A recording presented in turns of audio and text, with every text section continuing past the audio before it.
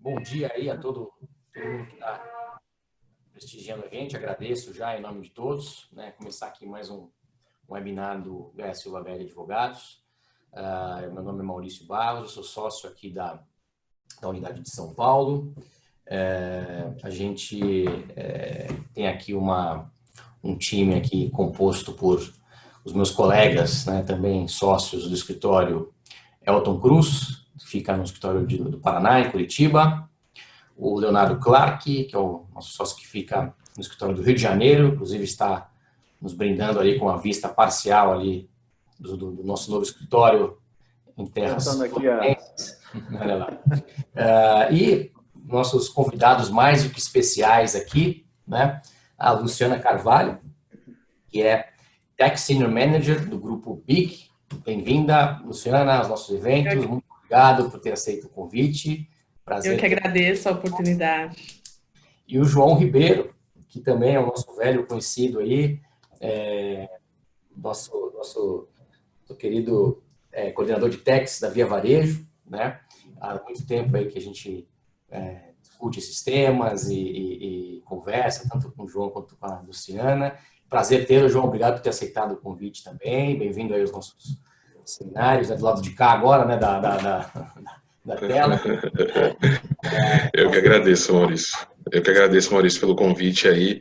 E a gente sempre tem discutido bastante esses temas e acho que vai ser bacana poder contribuir um pouquinho com a experiência que a gente tem aí desses tempos aí de longas discussões. Obrigado mesmo. Legal. E o tema é bastante atual, né? A gente tem visto aí uma série de movimentos, né, com relação à tributação dos marketplaces, né, tanto no Brasil quanto no exterior, né. Agora com esse novo normal, a gente estava batendo um papo aqui antes de começar oficialmente aqui o evento, né, e sobre o que tem acontecido no mundo e como o varejo está sendo transformado, né. Nós fizemos um evento sobre digitalização do varejo há uns 2 meses.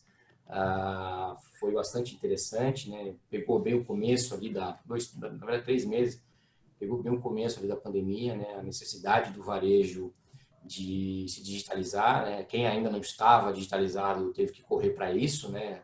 Principalmente o varejo chamado não essencial, né? Aquele que realmente teve que fechar as portas, né? Então, para sobreviver, teve que se digitalizar. E esse processo de digitalização passa também por um marketplace, muitas vezes, né? Porque nem sempre o varejista tem a estrutura, né? Tem o know-how, né?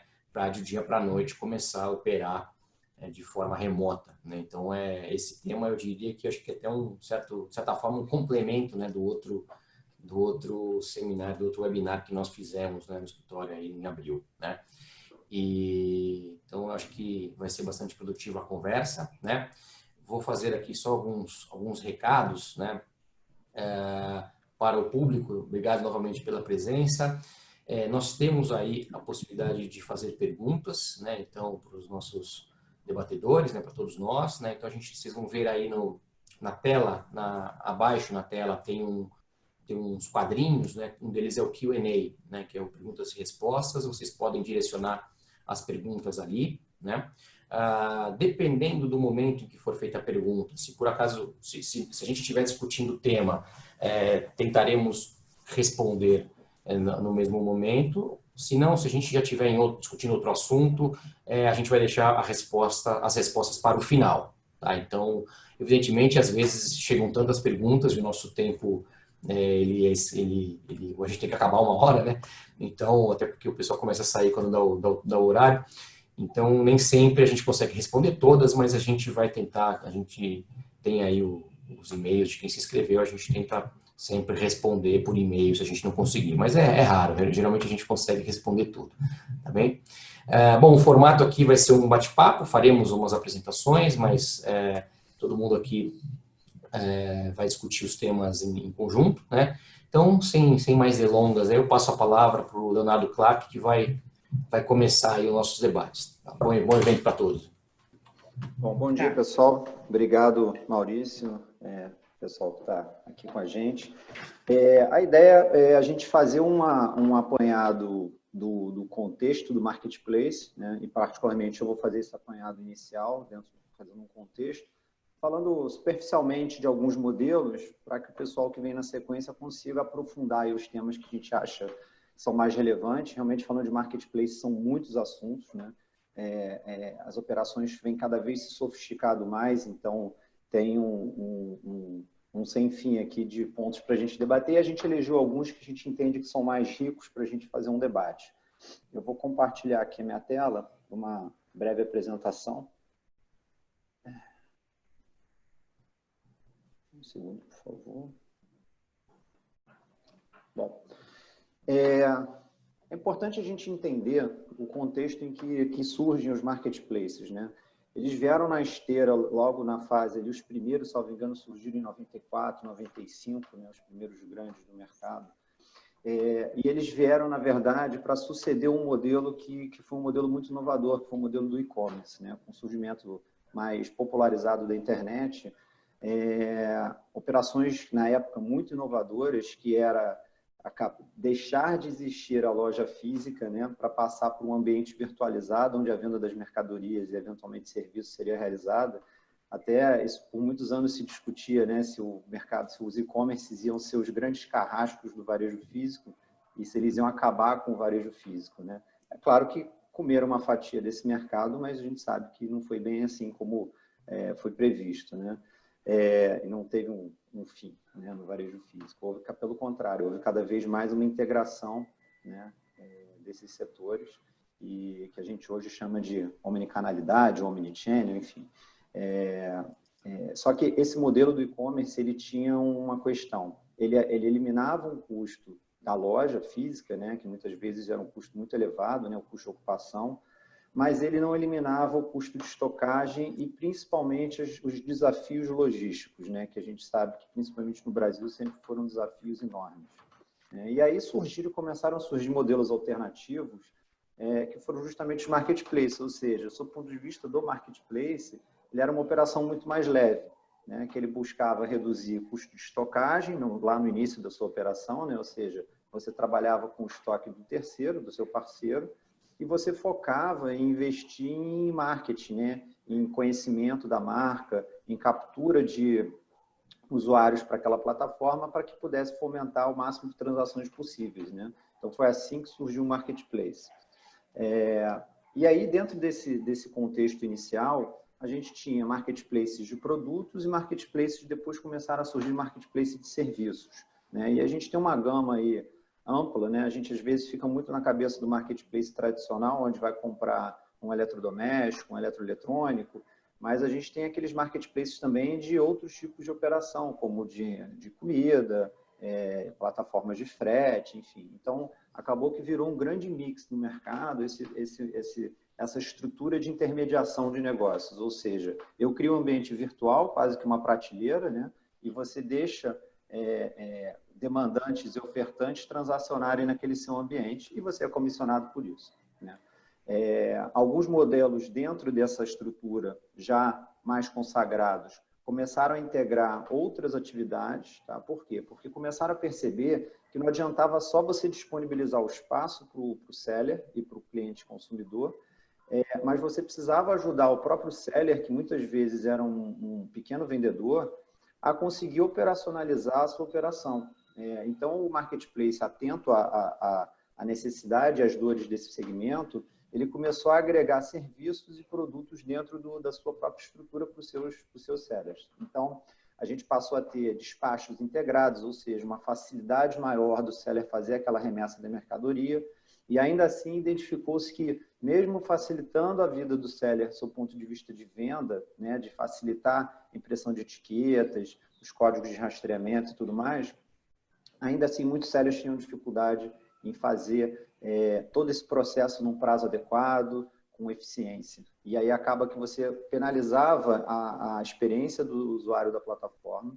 Então, o que surge? Surgem os modelos de fulfillment, onde o próprio marketplace começa a fazer a gestão da mercadoria do seller para que ele possa, num clique do usuário, 11 horas da noite, a mercadoria já entra em processo de despacho. Já está no centro de distribuição do marketplace, sob sua gestão, integrado aos seus sistemas, e a coisa flui, tem uma fluidez muito maior. Passaram a vender embalagens, passaram a permitir que tivessem anúncios dentro da plataforma, e esses são os modelos hoje que a gente vê aí que já se consagraram. E aí, como o mercado é muito dinâmico, né? Então, qual foi a nova... Não dá nem tempo de um modelo se consagrar, já começa a surgir novidades, né? E aí, com o passar desses anos, principalmente ano passado, talvez ano retrasado, começou-se a integrar esse marketplace em estruturas de omnichannel, né? Então, você permitir que o usuário compre numa loja física uma mercadoria que está na loja, outra que vem do marketplace, fazer um pagamento no PDV, porque parece curioso, mas até pouco tempo atrás, muita gente tem, até hoje, né, muitos têm receio de transacionar no ambiente online, né, tem medo de fraude, e aí, então, novamente, atento a esse nicho de consumidores, os marketplaces foram lá e resolveram inovar mais uma vez. E aí fazer remessas que vêm compradas do marketplace através das lojas, dos parceiros, ou entrega em lockers. Então, essa estrutura de omnichannel, que é extensiva, é muito grande, muito complexa, eu só estou dando uns exemplos aqui, passou a ser integrada também aos marketplaces. Começaram a ter fretes expressos integrados à plataforma de marketplace com outras plataformas que a gente conhece, que fazem intermediação de serviços de frete, para dar mais agilidade e conveniência aos usuários. Passou-se a integrar o marketplace nacional com marketplaces internacionais, que a gente chama de cross-border, permitindo que você, com um clique aqui, já receba uma mercadoria na sua casa, desembaraçada, e que veio de outro país, que veio dos Estados Unidos, que veio da China, que veio de qualquer lugar.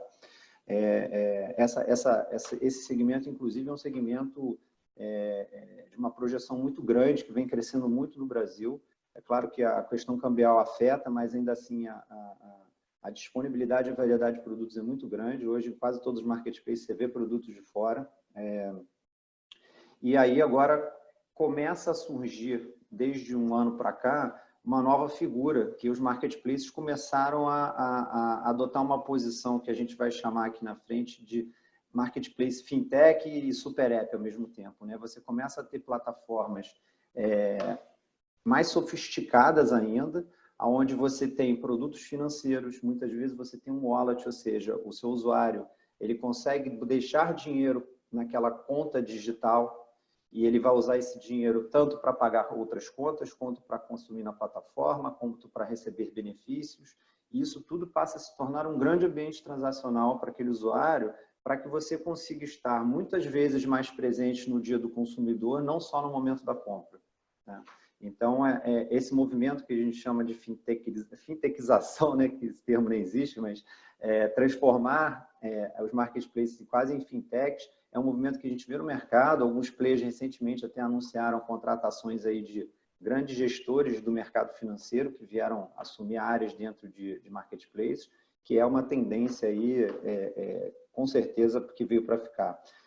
A gente tem também programas de rewards que servem para fazer atração e retenção, né, dos usuários naquela base de clientes. Então, temos pontos de fidelidade, cashback, um sem fim de vantagens para tentar trazer e reter aquele consumidor. E agora, já há algum tempinho, a gente também tem programas de fidelização, programas de assinatura de benefícios mensais. E aí a gente tem de fretes, filmes, músicas, o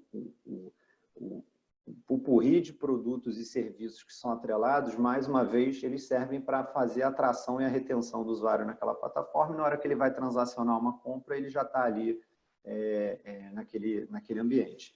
Então, essa é um pouco da visão de uma forma simplista que eu queria dar, para a gente inaugurar aqui as discussões e começar a descer nesse ambiente, contando com a experiência do pessoal que está na linha de frente aí de grandes marketplaces, que vive as dificuldades, até como seller, né? Como é que o seller se comporta naquela plataforma, quais são os desafios que o seller tem para entrar num marketplace e para conseguir fazer a gestão.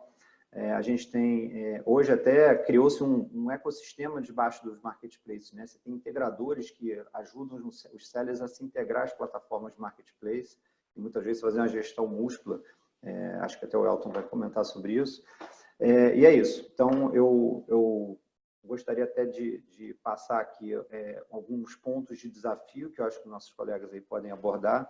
Um deles eu vejo como um grande assunto recorrente no nosso escritório, que é a devolução de mercadorias, responsabilidade com falhas, fraudes na plataforma, tributos. Maurício vai falar com muita propriedade sobre essa questão da responsabilização. E os limites legais e regulatórios que impedem a adoção de novos modelos.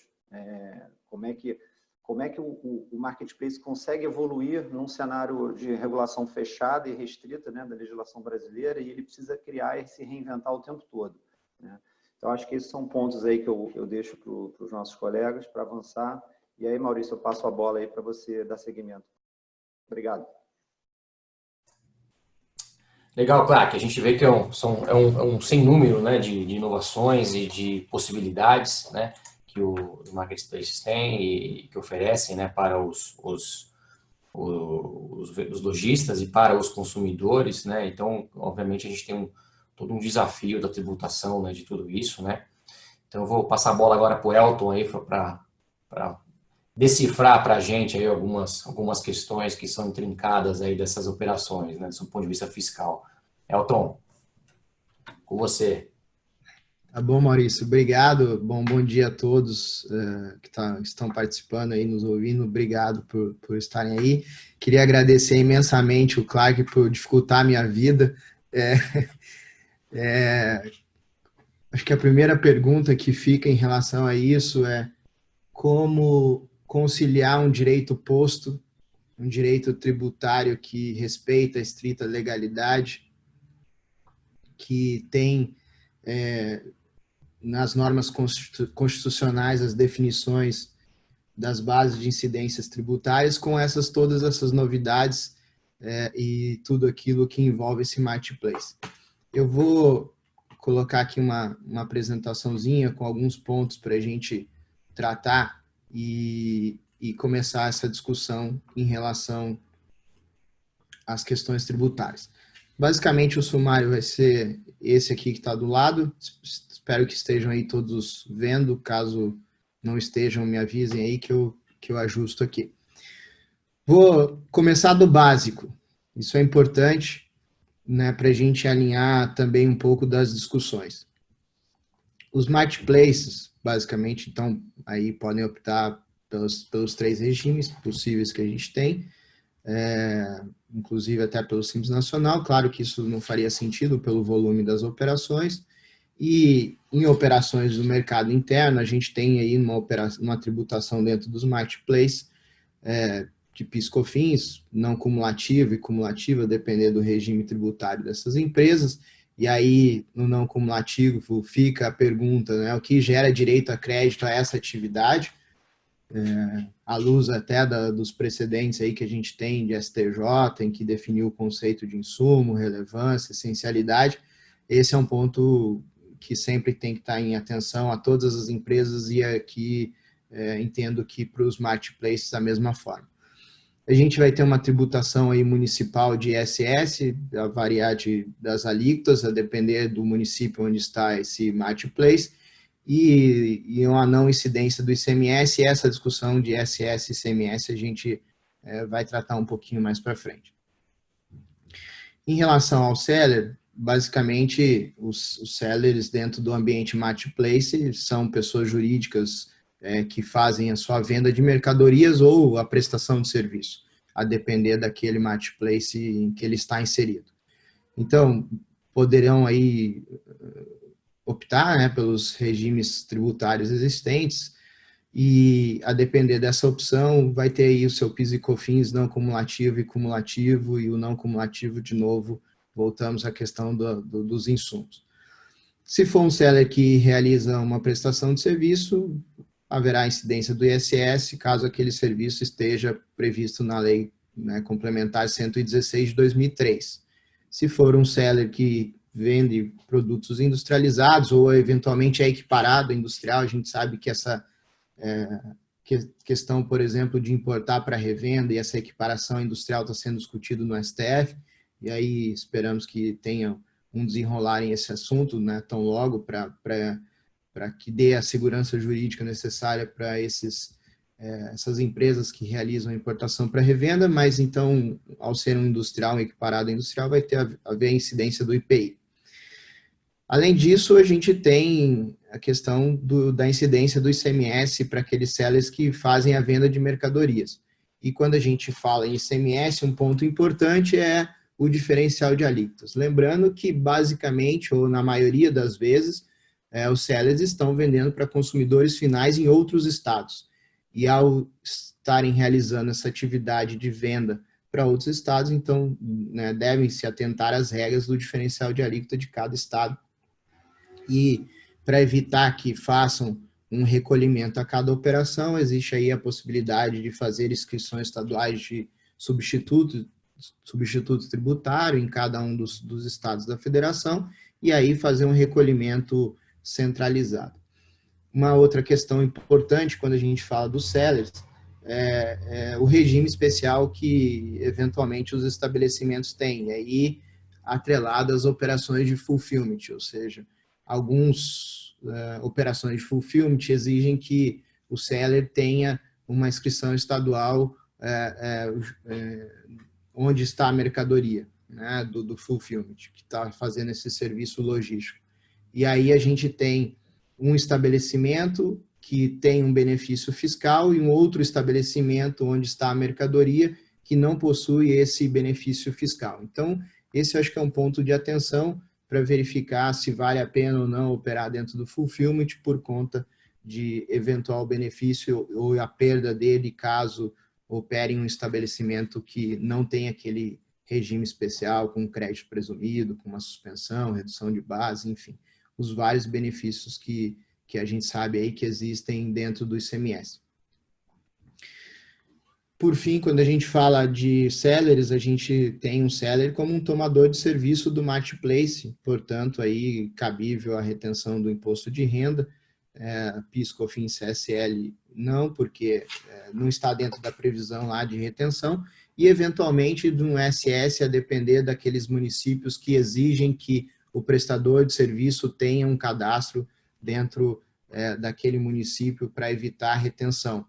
Isso acontece, por exemplo, no município de Curitiba, a gente tem essa situação. Bom, essas são, claro, questões básicas daí que envolvem a tributação do marketplace e do seller. Vamos agora para as questões um pouco mais específicas e para debater aí e pôr alguns pontos, né, de dúvidas que a gente tem. Claro que não dá para querer dizer que a gente tem todas as respostas em relação a esse assunto e os vários que estão aí dentro envolvidos dos marketplaces. Bom, então, posso pedir uma licença para fazer um comentário, né? Como você bem colocou, os marketplaces, eles são prestadores de serviços, né? Claro que a gente sabe que tem marketplace que também é vendedor, né? Que também opera como na venda de produtos, né? E, portanto, é contribuinte de ICMS, mas a atividade em si do marketplace, ela é de prestação de serviços, né? Então, a venda de mercadorias acaba sendo, quando ocorre, né, uma outra atividade. E você também comentou aí a questão do PIS e COFINS, a questão de não cumulatividade e a questão da discussão dos insumos, né? Então, eu acho que é importante lembrar aí para quem está assistindo, né, que o marketplace, enquanto prestador de serviços, ele tem uma discussão com relação ao aproveitamento de créditos de PIS e COFINS que me parece mais fácil do que o varejo, né? Porque, só lembrando, né, o dispositivo legal que permite a tomada de créditos de PIS e COFINS, ele fala em bens e serviços utilizados como insumos na prestação de serviços e na produção de bens, né? Então, o varejo tem esse problema de não prestar serviços em sentido estrito, né, e não produzir bens, né, não produzir mercadorias, não fabricar, né?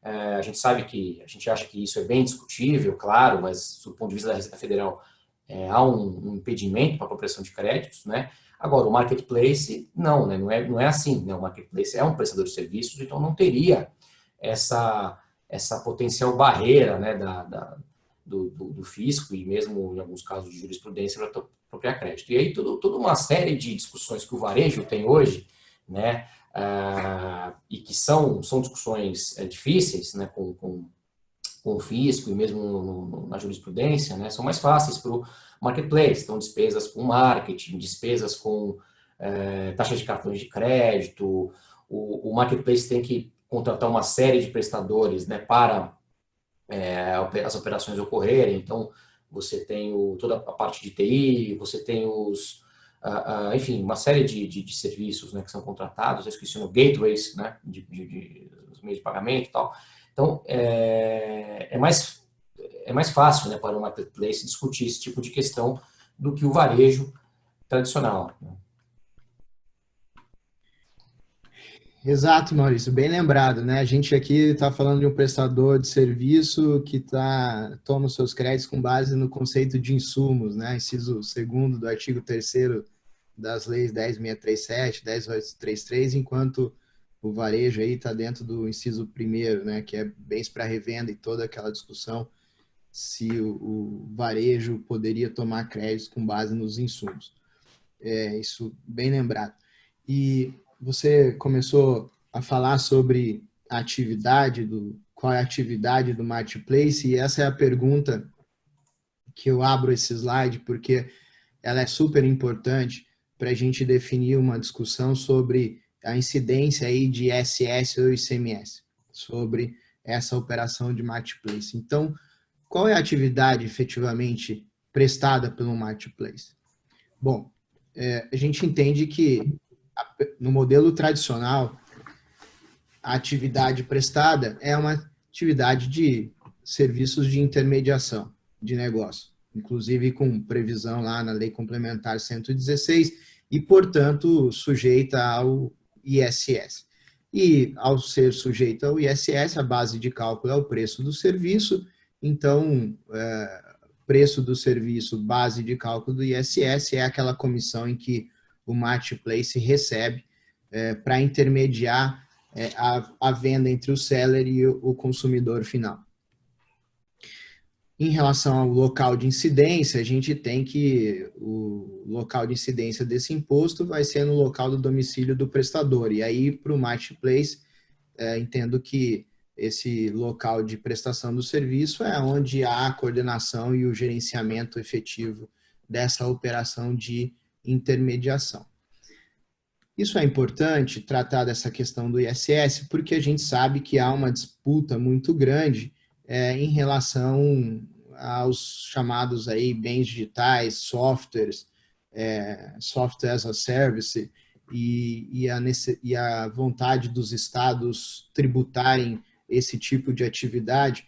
E quando a gente olha para a operação do marketplace, a gente vê claro, uma necessidade de desenvolvimento de softwares para prestar atividade de intermediação, e a gente começa a olhar também os marketplaces fazendo outras atividades, ou se não eles fazendo, a gente tem empresas que circundam essa atividade, como, por exemplo, os integradores, em que tem softwares que buscam parametrizar o sistema de tributário, de emissão de nota, de contas a receber, ou seja, uma série de atividades desenvolvidas através de softwares. E aí vem a discussão entre se sobre esses softwares incidiria o ICMS por conta dos estados quererem tributar aí operações com softwares e aplicativos, e o software as a service muitas vezes ser utilizado pelo marketplace ou, eventualmente, por essas empresas terceirizadas que faz essa integração. Se a gente olha a operação do modelo tradicional, um serviço de intermediação que é feito pelo marketplace, não me parece que o software deveria ser tributado de uma forma separada, uma vez que o software é algo necessário para aquela atividade meio, né? Ou seja, é uma ferramenta, para aquela atividade fim. Então, é uma ferramenta necessária para aquela atividade fim, que é a intermediação dos negócios, e, portanto, imagino que seria questionável caso os estados busquem aí, de alguma forma, tributar esses softwares que são utilizados por esses marketplaces. Claro que tudo vai depender do caso concreto e da análise do que realmente o marketplace está fazendo, até porque a gente sabe da questão e do full commerce, né? Ou seja, essa ampliação de atividades que não só as atividades de intermediação de negócios. Bom, vou passar para um próximo ponto, e aí, claro, se quiserem fazer nos comentários em relação a esses, fiquem à vontade aí, a gente vai debatendo cada um das situações. Próxima pergunta que eu faço para a gente refletir é se é possível segregar, então, dentro do ambiente do marketplace, algumas receitas, ou seja, receita de fulfillment, as receitas decorrentes da venda de embalagem, a própria receita de software, esquecendo a discussão que a gente trouxe em relação ao ICMS, uma vez que, até porque na Lei Complementar 116 existe um item em relação ao licenciamento do software, e é o que a gente vai trazer daqui para frente, ou a questão das antecipações dos recebíveis, como o Clark colocou, e aí, então, dentro dessas várias atividades, a pergunta é se eu tenho que segregar minha receita, se existem incidências tributárias diferentes em cada uma das atividades, e aí a resposta é depende. A resposta pode ser deve segregar, a resposta pode ser é recomendável, inclusive, que eu tenha uma outra empresa que preste uma determinada atividade dentro desse ambiente. Tentando exemplificar, uma operação aí de fulfillment, de operador logístico com o transporte de mercadorias que são vendidas dentro do marketplace. Me parece que faz sentido que eu tenha essa operação em uma outra empresa do grupo, que não aquela que presta o serviço de intermediação, até porque há uma regulamentação específica e com uma incidência tributária diferente. A venda de embalagens é a mesma coisa, uma antecipação de recebíveis também. Agora, alguns players, por exemplo, buscaram aí a questão de segregar a intermediação de negócios do software necessário para a prestação daquele serviço de intermediação. Por que disso? Para reduzir uma carga tributária aí de PIS, COFINS e ISS. A gente tem da seguinte forma: imagine que eu tenho uma intermediação de negócios, o valor que eu vou cobrar R$1.000, vou ter uma incidência de ISS de 2 a 5, normalmente 5%, e um PIS e COFINS não cumulativo de 9,25%. E eu procuro aí segregar e cobrar do meu cliente, como marketplace, cobrar do seller, intermediação, uma parte, e licenciamento de software, outra parte. Por quê? Porque a gente tem, em alguns municípios, o licenciamento de software com uma alíquota de ISS menor que a alíquota de intermediação. Então, eu tenho uma alíquota de intermediação de 5, por exemplo, para o ISS, e uma alíquota de licenciamento de software de 2. Então, vou procurar fazer esse planejamento tributário para reduzir minha carga do ISS. Além disso, a gente tem o PIS e COFINS para o licenciamento de software, a receita decorrente do licenciamento, tributada no regime cumulativo. E aí eu tenho também o ganho do PIS e COFINS ao tratar do regime cumulativo. Bom, essa questão foi avaliada pelo município aí de São Paulo, e porque no município de São Paulo a gente tem intermediação de negócios 5% e o licenciamento 2,9%. E o Fisco Paulista, em 2018, se pronunciou naquilo que a gente comentou, de que o software é, de fato, só uma ferramenta para a prestação do serviço de intermediação e que, portanto, essa segregação, neste aspecto, não poderia ser feita para reduzir essa carga tributária aí de 5 para 2,9. Então, voltando ao que a gente comentou, de fato, o software é um meio para o serviço final de intermediação de negócio. Posso fazer uma parte? Pode, claro. Inclusive, a gente já ouviu justificativas de que esse split de faturamento se daria com base no CPC 47, onde você teria que separar, né, contabilmente e para fins de faturamento, os diferentes tipos de atividades e serviços que você presta ou que você vende, né? Separar a origem das receitas. Mas, na verdade, isso que o Elton falou é justamente isso. Eu tenho que separar quando eu tenho atividades autonomamente segregadas, né? Ou seja, elas de fato são núcleos isolados de prestação de serviço ou de venda de mercadorias. O que a gente entende, o fisco vem chancelando isso, na verdade, que se trata meramente de um meio, de uma ferramenta para que o marketplace possa prestar o seu serviço de intermediação, assim como outras ferramentas que ele usa, né? Armazenagem em nuvem e outros serviços que também são contratados e nem por isso são revendidos ao seller, né? Quer dizer, eles fazem parte de um pacote. Então, essa é uma discussão muito atual no mercado, a gente já vem ouvindo esse assunto, então é importante frisar que não é porque o CPC 47 traz essa previsão que a gente tem que fazer nesse caso. Tá? Só isso, obrigado, gente. Exatamente, né, claro. Fazer um comentário também, Elton, desculpa. Claro, fica à vontade. Exatamente. Eu acho que uma coisa, né, é o licenciamento do software, que me parece, né, a não ser alguns casos excepcionais, né, que o marketplace realmente oferece uma ferramenta autônoma e com base em um software que dá uma funcionalidade que ela independe, né, da operação de intermediação em si, né? Então, um caso excepcionalista, me parece que o software vai ser sempre um meio aí, né? Agora, a gente tem os outros serviços que são oferecidos, que o Elton e o Leonardo comentaram, né? Que aí sim, eles têm uma autonomia, né? Inclusive, o seller ele pode optar por ter, muitas vezes, né? Ele pode optar ou não por ter esse serviço segregado, né? Então, você tem, como o Elton comentou, né? Você tem o fulfillment, então você tem todas as facilidades logísticas que muitas vezes o marketplace oferece para o seller, né? Tem até o controle do estoque, né, estocagem de mercadorias e o controle de estoque, separação de estoques para venda, enfim.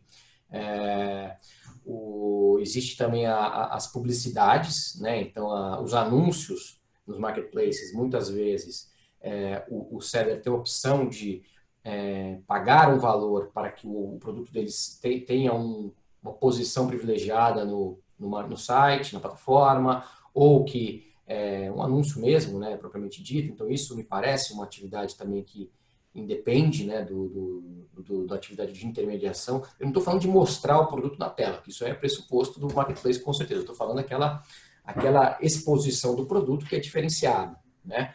O próprio meio de pagamento, né? Você tem os marketplaces que têm os seus próprios meios de pagamento e cobram comissões por isso, né? Então, me parece que sim, são atividades que são aí de certa forma, independentes da operação de marketplace em si, e aí me parece que o regime tributário para cada uma dessas atividades independentes deveria ser o seu próprio regime e não confundir-se com o da intermediação, né? Exato, né? Eu até fiz uma pesquisa e fui olhar uma empresa que presta um serviço aí de integração a marketplace, e as atividades dela descrita era logística e entrega, back-office integração, atendimento ao cliente, foto e filmagem e marketing digital. Ou seja, qual é a incidência tributária em cada uma dessas atividades e, eventualmente, como segregar e precificar. E se isso tudo está dentro da intermediação do serviço. A Luciana e o Elton têm uns comentários. Elton. Claro. Desculpa, a Luciana e o João, perdão. Eu posso aqui compartilhar um pouco das nossas dores, né, como gestores tributários. Já tive uma experiência de 7 anos num grande player, e a maior dificuldade é justamente essa, né? Porque se a gente pensar o modelo evoluiu muito nos últimos anos e vem evoluindo, só que a legislação não olha para isso, e quando olha, vem mais num sentido de responsabilizar o marketplace pela tributação, ou seja, trazer mais complexidade a esse negócio que já é altamente complexo.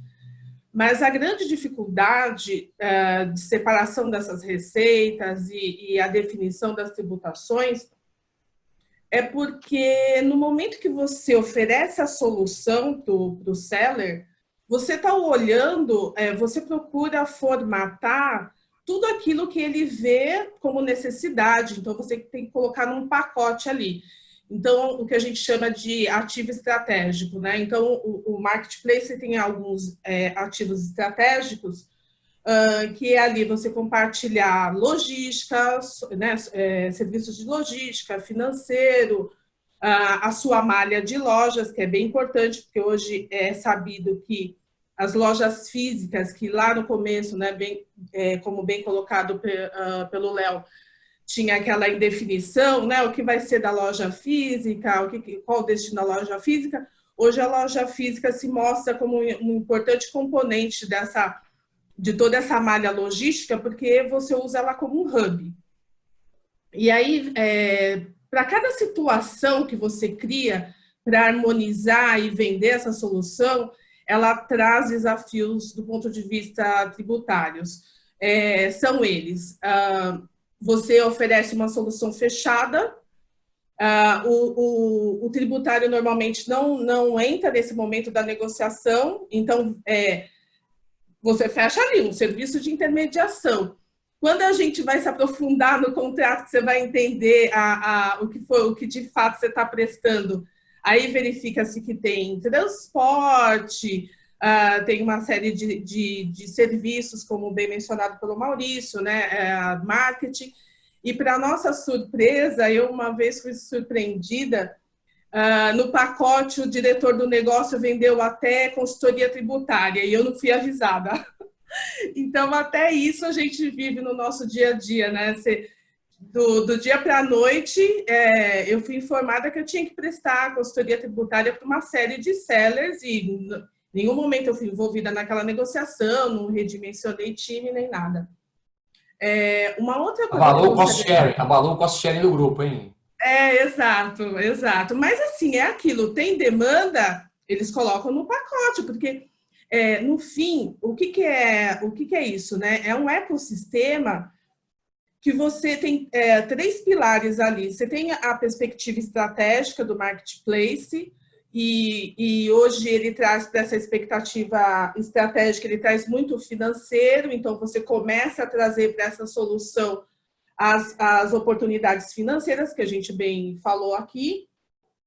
E tem uma questão que é bem importante, que tudo isso está linkado olhando para o cliente. Então, qual que é a perspectiva do cliente? O cliente, ele quer uma operação sem atrito, ele quer conveniência, ele quer rapidez, né? Ele quer facilitar o dia dele. Só que quando você, né, e aí vem o nosso papel de gestor tributário, você tem que harmonizar todas essas necessidades, a necessidade do negócio, de você fomentar mais negócio, a necessidade que é trazida pelo cliente, que cada vez inserido nesse mundo globalizado, ele está atento a tudo que tem de mais atual no mercado. E aí você tem que fazer essa interlocução com o fisco, né? Que é muito pouco sensível a todas essas mudanças, né? A todo esse cenário que eu acho engraçado, que lá em 2012, 2013, eu ouvia muito que é um cenário disruptivo, então não temos regulamentação, não temos legislação.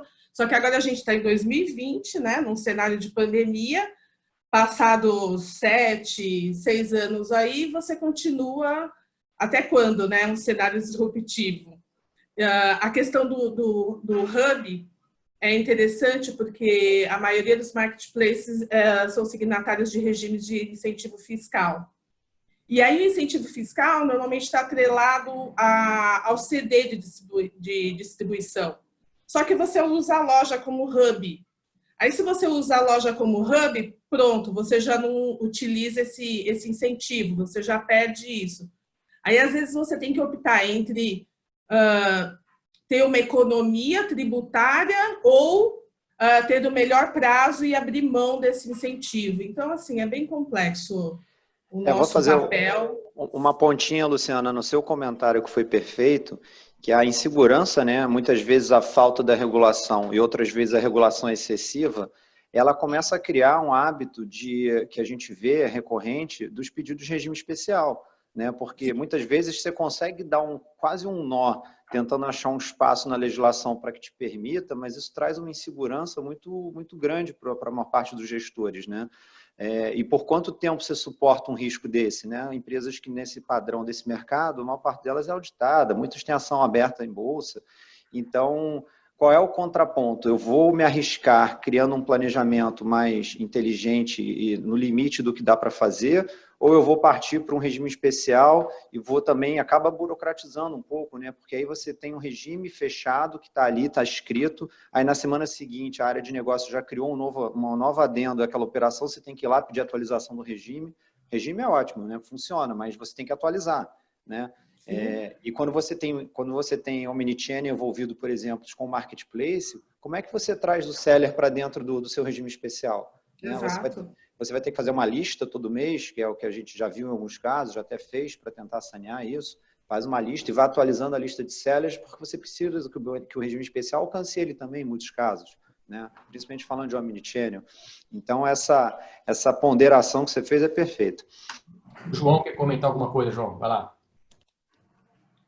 Gente, só complementando também, né, e aí indo nessa linha de regime especial, né, de fato o regime especial também é algo muito ruim, né, porque ele não deixa de ser ali um acordo entre partes, entre o contribuinte e o fisco, né, e a gente vê no mercado aí de forma recorrente, né, os grandes players tendo o regime especial, e a reflexão que eu faço é que uma vez o fisco sabendo dessa necessidade operacional, né, por que não regulamentar, então, o procedimento, né, de maneira que se torne um procedimento amplo e aí que todos possam, de certo modo, evoluir, né, porque a gente no dia a dia se depara com grandes dificuldades, né, seja por conta dos prazos de regime especial, e pela não uniformidade, né? Então, um regime especial em São Paulo, muitas vezes ele te traz algumas contrapartidas operacionais que não são as mesmas num regime especial, por exemplo, em Minas Gerais, né? Então, um te pede um relatório no layout X, o outro te pede um controle no layout Y, e tudo isso torna-se um manicômio tributário, acaba gerando, às vezes, obrigações acessórias informais aí de maneira excessiva, e em alguns casos, né, mesmo com regime especial, a operação se torna inviável, né, dada a complexidade que é pedida aí nas contrapartidas desses controles, né, acaba se tornando inviável, né. Então, eu acho que já passou da hora realmente de a gente ter alguma regulamentação nesse sentido, né, e até por experiência, né, de eventos e conversas que já tive com secretarias de fazenda, né?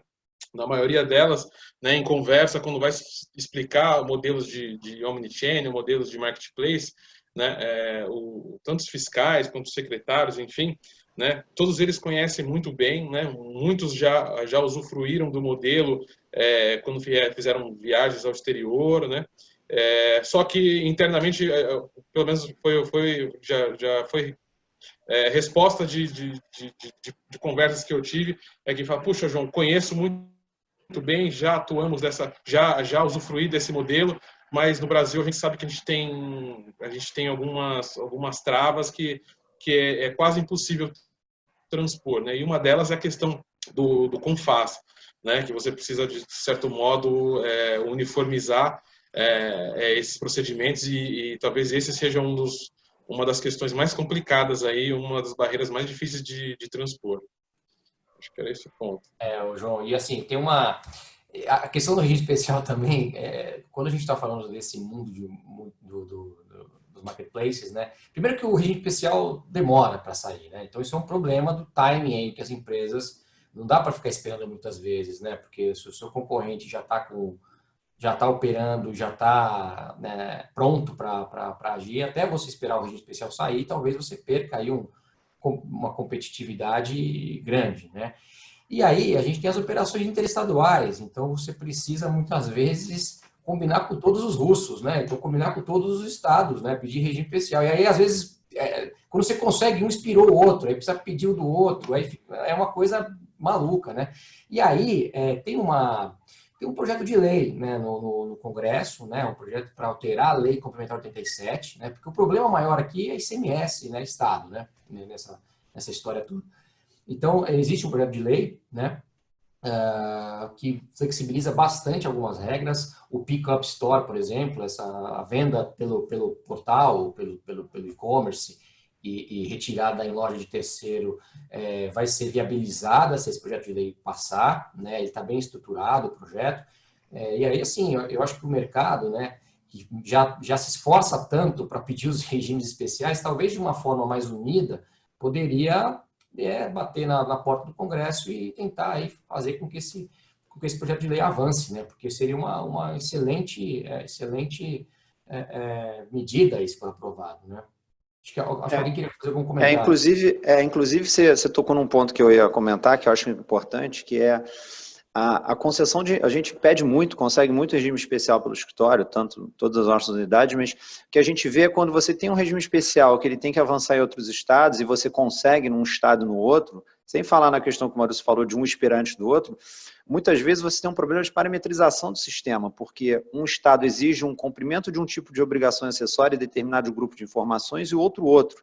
E aí você dá um nó no seu sistema e a chance de você se expor a um risco é muito grande, né? Porque você começa a ter que, da mesmo tipo de operação, prestar diferentes formatos e grupo de informações para estados diferentes, né? Então, assim, é uma coisa esquizofrênica, né? Então, é muito complicado.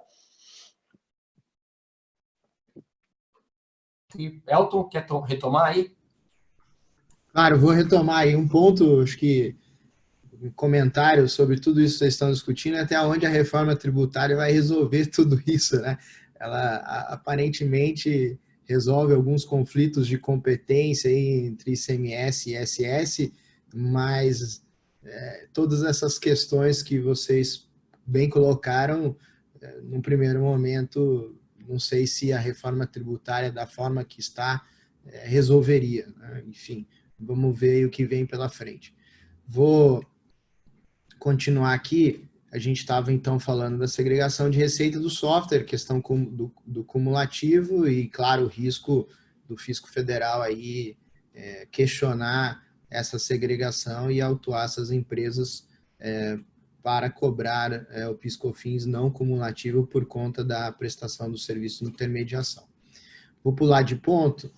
E o que eu gostaria de tratar aqui, e também não é algo tão simples assim como vai aparecer no slide, como se fosse um resumo das incidências tributárias, e precisa ser analisado com cuidado, é quando a gente fala de operações com o exterior. Então, basicamente, a gente tem aí consumidor e marketplace no Brasil e um seller lá fora. Como que se dariam as incidências tributárias? A gente tem pelo seller vendendo para o consumidor, então uma entrada de bens no mercado no território nacional em que o consumidor aí deveria arcar com os tributos da importação. A gente sabe que tem um regime tributário simplificado, até $3.000 para a pessoa física, que poderia ser usado neste caso. Mas se for uma jurídica e a depender do valor da mercadoria, a gente então tem os tributos incidentes numa importação. Em relação ao marketplace, a gente tem para o marketplace uma exportação aí de um serviço, desse serviço de intermediação para o seller que está lá fora, com a incidência de IRCS, ISS e PIS/COFINS, a gente teria a questão das imunidades, embora a gente tenha fisco estadual, fisco municipal, desculpa, e federal, pensando aí um pouquinho diferente sobre a questão da intermediação, quando uma das partes estão aqui no país, enfim, mas me parece que deveria prevalecer a questão da imunidade. E o IOF, por ser uma exportação de serviço, alíquota zero. E, por fim, na remessa do dinheiro para o seller, a gente teria a questão do IOF, e aí fica a dúvida se a gente está falando de um pagamento de uma mercadoria importada, que há uma regra de isenção de IOF, ou o pagamento de outra coisa diferente que haveria uma tributação por esse imposto. Então, é algo também não tão simples assim de se equacionar quando a gente olha a questão tributária dessa operação. caminhando para o final e o último slide. Elton, posso voltar no outro, só para não perder o tema? Fica à vontade. Essa questão do RTS, ela é curiosa, até tem uma discussão interessante aí, que é aquela limitação da faixa de isenção de $50, né? A gente sabe, estudando a questão fiscal, né, a fundo desse ponto, que existiu uma extrapolação das normas infralegais, porque o decreto-lei, salvo engano, esqueci o número agora, ele previa um limite de $100 para essa isenção. E depois veio uma norma infralegal que estabeleceu um limite inferior de $50. Então, muitas pessoas questionam essa diferença de $50, porque isso num marketplace, ainda mais desse tipo de operação que vem de cross-border, ele é muito sensível. $50 alcançaria um volume muito grande de operações, $50 a mais, né? Então, tem uma oportunidade aí, mas, de novo, você tem assim como alcançar os sellers no regime especial do marketplace é difícil, nesse caso, você tem um desafio que você deveria alcançar os consumidores numa discussão para poder se beneficiar desse questionamento de ilegalidade dessa redução. Né? Mas é um ponto interessante, a gente já discutiu com alguns clientes aqui e estamos pensando aqui como resolver esse nó. É isso. Beleza, obrigado, Clark. Bom, então, caminhando ao final, a gente tem aí algumas promoções e algumas coisas que acontecem dentro do ambiente marketplace que não me parecem aí ter uma solução tão simples sobre o ponto de vista tributário, né? A gente tem o cashback, o frete grátis, questões de pontuações, vouchers que geram a possibilidade de desconto na próxima compra, enfim, uma infinidade de situações aí, de promoções que são feitas e como compatibilizar isso com as incidências tributárias. Primeira pergunta que a gente tem que fazer e para tentar chegar a essa resposta é quem está arcando, né, com essas promoções. É o seller? É o marketplace? Se é o seller, a gente está falando de um desconto incondicional na sua venda ou na sua prestação de serviço, e aquele desconto que não consta numa nota fiscal, e a gente sabe que esse requisito formal é um requisito que o fisco federal está atento, e a gente tem várias jurisprudências ou decisões que seguem essa linha de formalismo em relação ao desconto incondicional estar na nota, ou desconto incondicional para quem está arcando, se for o marketplace, é um desconto incondicional em relação à sua prestação de serviço, de intermediação, mas, por outro lado, ele presta um serviço para o seller de intermediação e, eventualmente, dá o cashback para o cliente, né, o consumidor final. Ou seja, como compatibilizar tudo isso? Não tem uma resposta tão simples e preto no branco em relação a esse assunto, me parece. Se não é um desconto incondicional, seria uma despesa de marketing aí com quem eventualmente eu estou contratando em relação a esse marketing.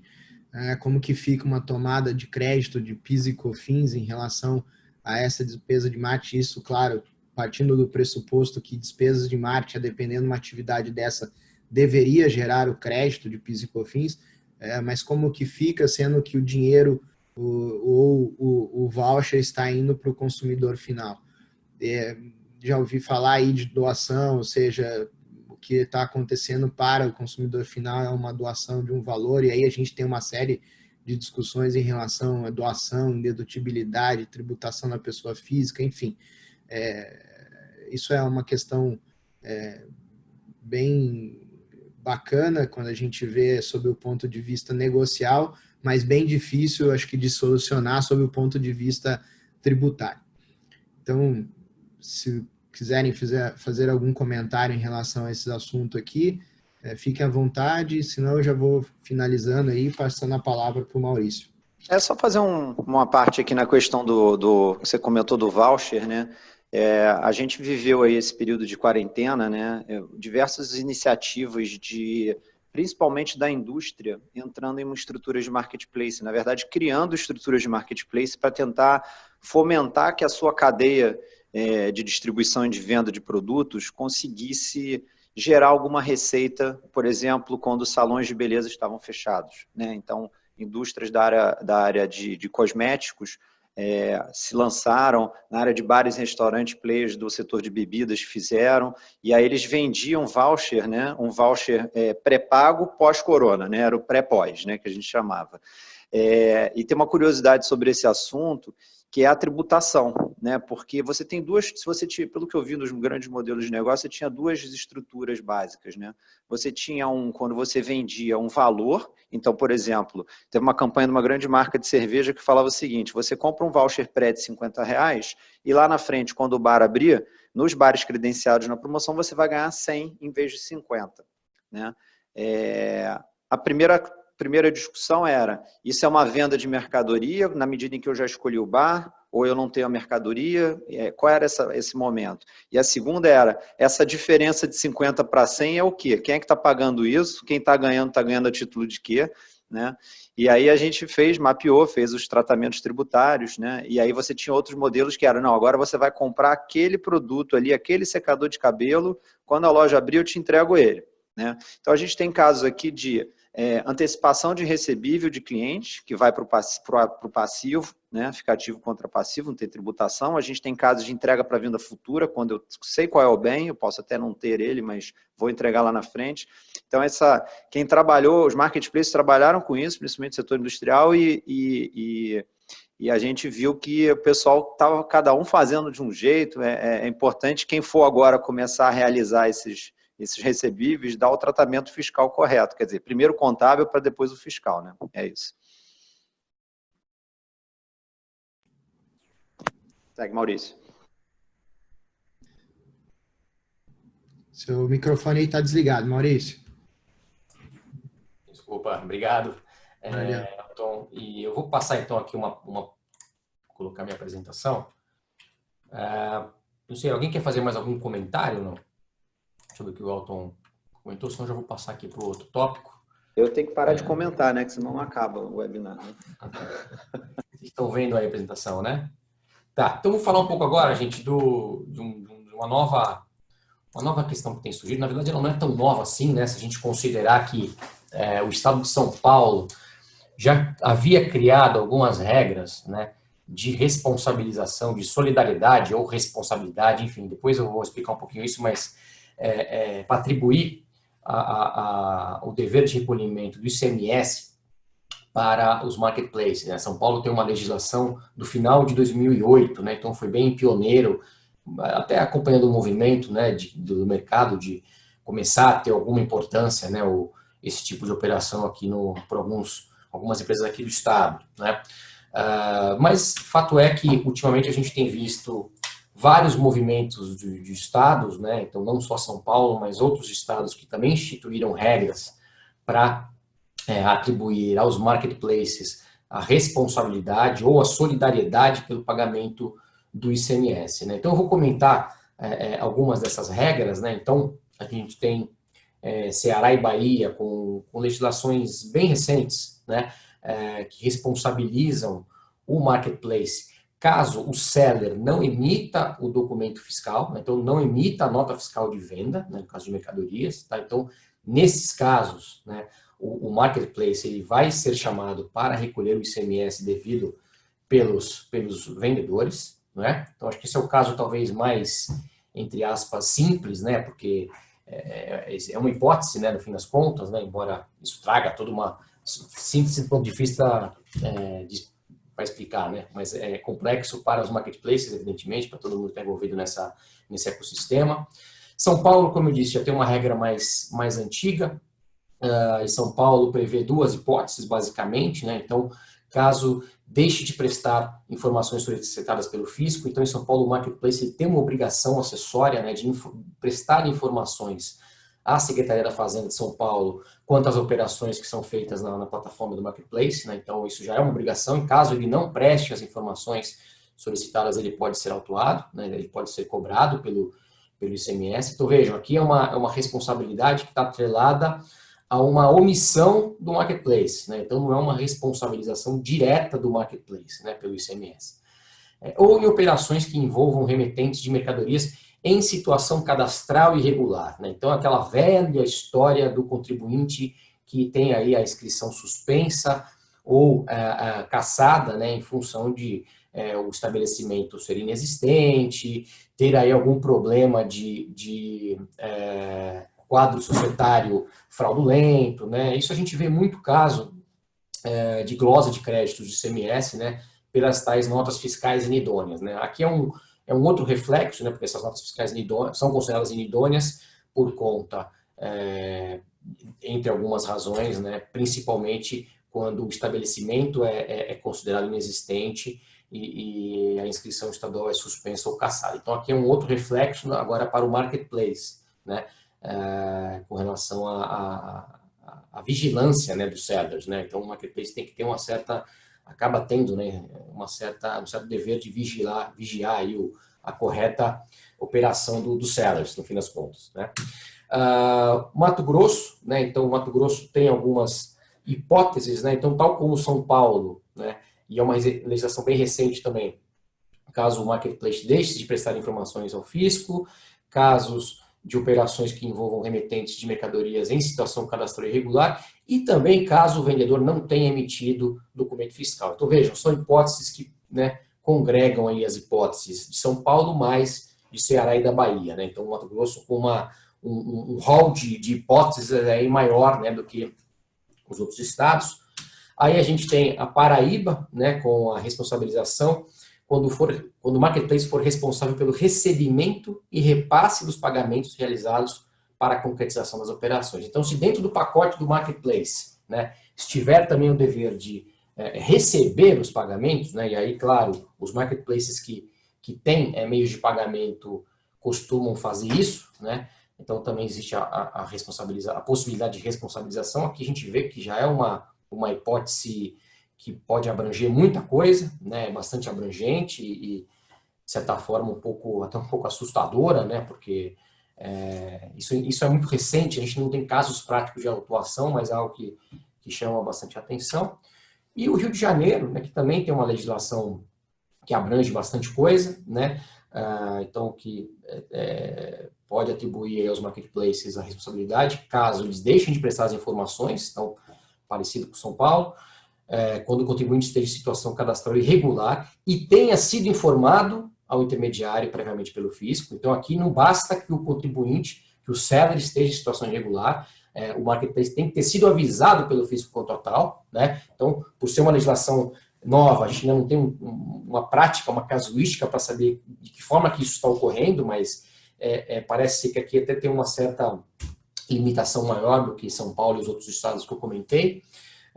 Quando descumprir demais obrigações previstas na legislação que concorrerem para o não recolhimento do tributo, né? Então, aqui a legislação parece direcionar, né, a possibilidade de enquadramento do marketplace como responsável, caso ele concorra para o não recolhimento. Então, aqui parece ser que tem que ter algum tipo de conluio entre o marketplace e o seller, né? E aí existe uma outra hipótese, em outro artigo lá da lei do Rio de Janeiro, que coloca quando o marketplace operacionalizar a transação financeira e o acompanhamento do pedido sem que seja emitida nota fiscal obrigatória. Então, aqui me parece também que, além da transação financeira, tem que o marketplace acompanhar o pedido e esse pedido ter sido feito sem a emissão de nota fiscal, tá? Então, também me parece uma hipótese bastante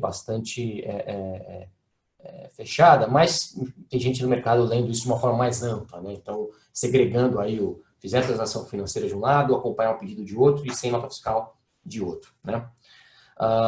Bom, aí a gente vai avaliar, então, em que medida essas regras elas realmente podem ser ou deveriam ser aplicadas, né?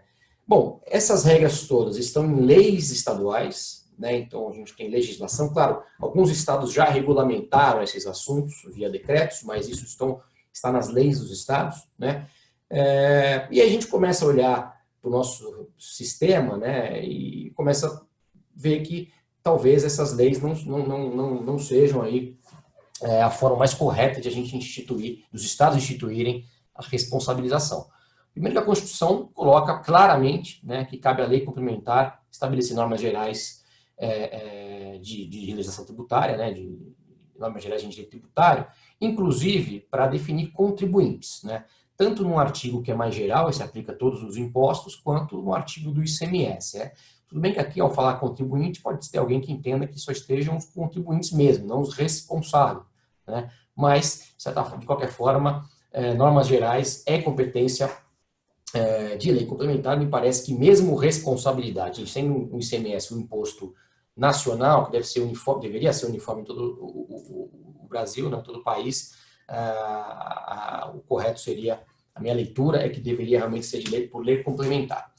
Aí a gente tem a lei do ICMS, que é a lei complementar 87, né, que fala ali, de uma forma até um pouco questionável, né, já que a Constituição fala que é a lei complementar, eu acho que a lei complementar deveria tratar desses assuntos. Mas a lei 87, que é uma lei complementar, a lei Candir, né, ela fala que a lei poderá atribuir a terceiros, ou seja, aparentemente delegando aos estados, né, as leis dos estados, essa possibilidade, poderá atribuir a terceiros a responsabilidade pelo pagamento do imposto e acréscimo quando os atos ou omissões daqueles concorrerem para o não recolhimento do tributo. Então aqui me parece que há uma exigência da lei complementar de que haja um certo nível de conluio aí, né, entre o terceiro e o contribuinte original. E aí a gente pegando os marketplaces, né, deveria haver aí a lei só poderia instituir se houvesse, em hipóteses, né, em que houvesse conluio, né, um evidente e manifesto intuito de fraude, né,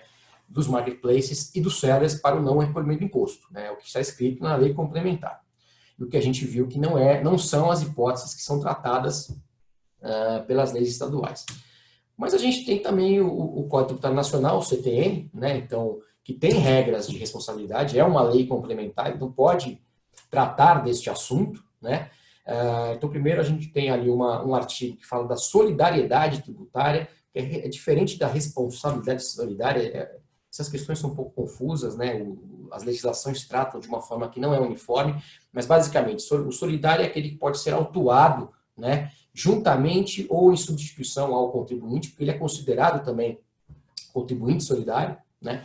Então o CTN coloca ali pessoas que tenham interesse comum na situação que constitua o fato gerador da obrigação principal e as pessoas expressamente designadas por lei, tá? O interesse comum, eu vou falar um pouquinho depois, mas existem, né, muitos autos de infração em que identificam mais de um agente, né, mais de uma empresa, mais de um sujeito como contribuintes solidários, né, em função de um interesse comum econômico, um interesse comum financeiro. É claro que o marketplace e o seller, eles têm um interesse comum na operação, né, mas é um interesse econômico, financeiro, negocial, né. Eles não têm um interesse comum do ponto de vista jurídico, né, que é, segundo a jurisprudência, o STJ tem uma jurisprudência bastante já sedimentada com relação a isso, que não basta um interesse financeiro e interesse comum, econômico, tem que ter um interesse jurídico, né? E aí a gente tem aí as situações em que dois agentes estão no mesmo polo, né, da relação jurídica que vai ser tributada. Então, um exemplo clássico, né, dois condôminos, né, dois coproprietários, né, com relação ao IPTU. Né, eles têm ali um interesse comum jurídico, já que ambos são proprietários, o IPTU incidindo sobre a propriedade imobiliária, ambos, ou qualquer deles, pode ser chamado aí a recolher o imposto. Né, o que não é a situação do marketplace e do seller, já que eles não são vendedores, né? O marketplace ele não é vendedor, ele é um prestador de serviço, como a gente já pontuou.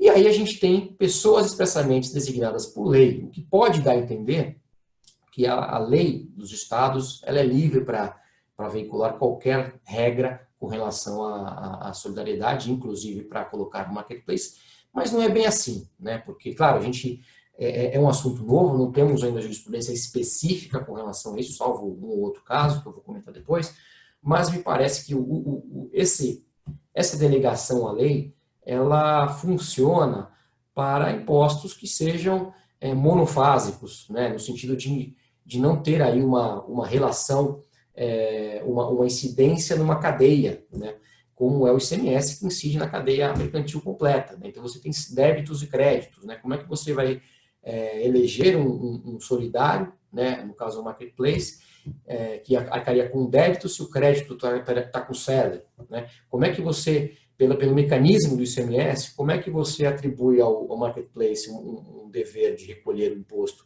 que pode ter variadas alíquotas no país inteiro, que pode ter não só pelas leis internas, mas pelas operações internas e interestaduais com alíquotas diferentes. Você tem gente que está no Simples, e boa parte dos sellers do marketplace são empresas que estão no Simples, então tem um regime tributário totalmente diferenciado.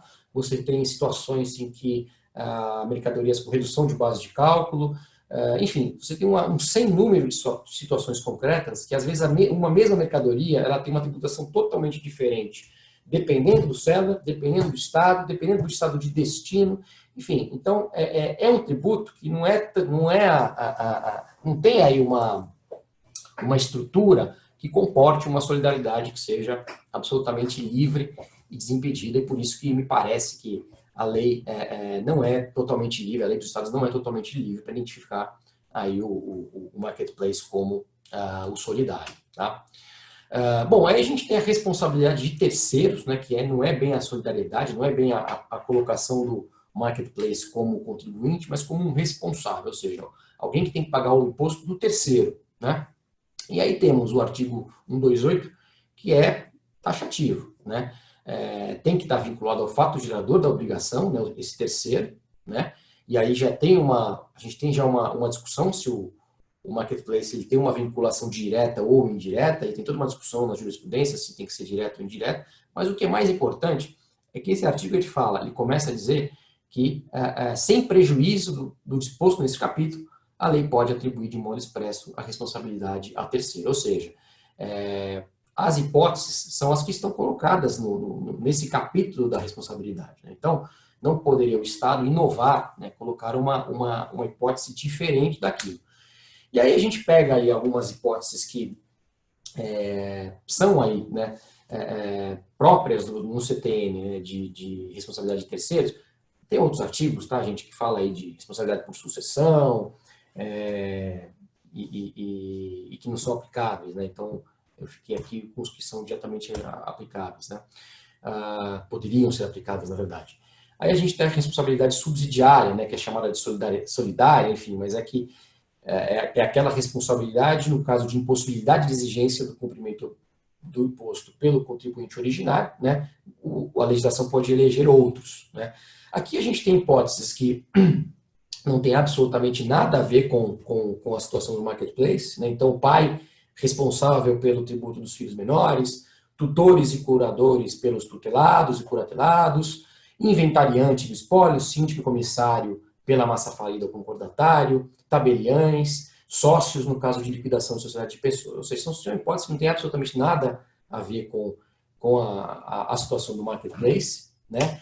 Aí a gente tem aqui uma hipótese que a gente poderia até pensar em alguma aproximação, né? Administradores de bens de terceiros pelos tributos devidos por estes, né? Então, se a gente pensar aí no fulfillment, o marketplace, né, estocando as mercadorias em nome do terceiro, do seller e tendo aí alguma gestão, isso poderia ser invocado, mas me parece que mesmo nesse caso, não é bem isso que o CTN está querendo alcançar nesse artigo, né? Me parece, nesse dispositivo. Me parece que alguém que realmente faz a gestão dos bens do terceiro em substituição a esse terceiro e não preste um serviço que faça parte da operação, mas que não é uma gestão, uma administração em si desses bens. Então, me parece que também essa hipótese ela estaria descartada. Aí a gente tem um outro artigo que também é muito aplicado aí pelos fiscos em autos de infração e nas execuções fiscais, que é o artigo 135, que fala da responsabilidade pessoal, né? E é uma responsabilidade pessoal por atos praticados com excesso de poderes ou infração de lei, contrato social ou estatutos. Então, aqui, o terceiro ele precisa necessariamente praticar ele um ilícito, né? Então, aqui não é o ilícito do contribuinte original, é um ilícito praticado pelo terceiro, né? E aqui já existe uma jurisprudência pacificada de que o mero inadimplemento do devedor original, do contribuinte original, não é um fato suficiente para ser invocado esse artigo, né? Então, o fato do seller não recolher o ICMS não seria um fato suficiente para o marketplace ser chamado a recolher o imposto, né? E além dessa exigência, a gente tem aí quem que poderia ser chamado. Então, pessoas referidas no artigo precedente que eu li, então que também não me parece que não haveria nenhum enquadramento, mandatários prepostos e empregados, né? A gente até pode imaginar que o marketplace pode agir em nome do seller em algumas situações, mas certamente não me parece que pode abranger aí a compra e venda de mercadorias, né? No sentido de ser responsabilizado o marketplace, até porque eu só veria uma hipótese de isso acontecer se o seller desautorizasse o marketplace a vender algum produto e o marketplace promovesse a venda em nome do seller. Enfim, mas é algo que também não encaixa muito na situação, porque né, o seller está lá para vender, né, não para não permitir a venda. Enfim, né, é uma hipótese que eu também não imagino, né, algum enquadramento. E aí diretores, gerentes ou representantes de pessoas jurídicas de privado que também não tem nenhuma relação com a situação concreta do marketplace, né. Aí a gente tem a jurisprudência, né, como eu disse, o STJ tem uma jurisprudência já de longa data que não basta o interesse econômico, né, ou o proveito econômico para que seja enquadrado, né, o terceiro, né, como solidário, né, mas a gente já tem algumas decisões administrativas de tribunais, né, enquadrando aí o marketplace como co-obrigado pelo ICMS devido pelo seller. Então é um ponto que, embora o nosso entendimento é de que essas regras sejam ilegais e inconstitucionais, né, fato é que alguns estados vêm aplicando, e a gente tem até essa decisão de Minas Gerais, né, que colocou aí o marketplace na condição de responsável, o autuou até com base no próprio Código Tributário Nacional, ou seja, não foi nem na lei do Estado que no momento da atuação não existia. Então, é um ponto que é realmente de atenção e que deve ser aí olhado com cuidado pelos marketplaces e sellers. Tá? Então, enfim, me parece que a solidariedade é incompatível com a estrutura do ICMS, pela não cumulatividade, regimes especiais de tributação das mercadorias, dos próprios sellers, então é incompatível uma coisa com a outra, não me parece que os estados têm essa liberdade toda de criar essas regras de responsabilização. A responsabilidade de terceiros também não se encaixa, na minha visão, na nossa visão, nas hipóteses do CTN e da Lei Complementar 87. Me parece que essas legislações realmente carregam aí o vício de inconstitucionalidade, de ilegalidade, né?